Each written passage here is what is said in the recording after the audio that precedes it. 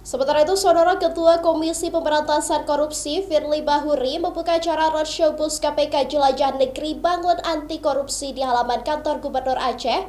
Firly enggan berkomentar soal ketidakhadiran dirinya pada pemeriksaan di Polda Metro Jaya karena sedang fokus menghadiri acara anti korupsi sedunia di Aceh.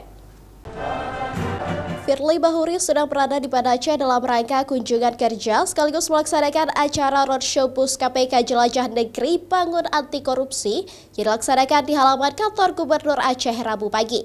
Dirinya enggan berkomentar saat ditanyai ketidakhadiran pemeriksaan sebagai saksi kasus dugaan pemerasan pada mantan Menteri Pertanian Syahrul Yassin Limpo di Polda Metro Jaya karena mengaku sedang fokus menghadiri acara anti korupsi sedunia atau Hakordia di Aceh.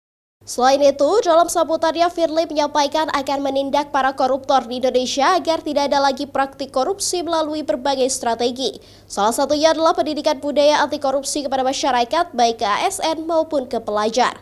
Dan semua kita tidak pernah lagi melihat ada praktek korupsi. Itu tujuannya. Makasih ya.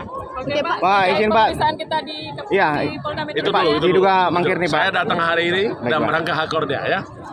Selain upaya pencegahan, memperbaiki sistem tata kelola keuangan dan pelayanan publik juga penting dilakukan agar tidak terjadi praktik korupsi.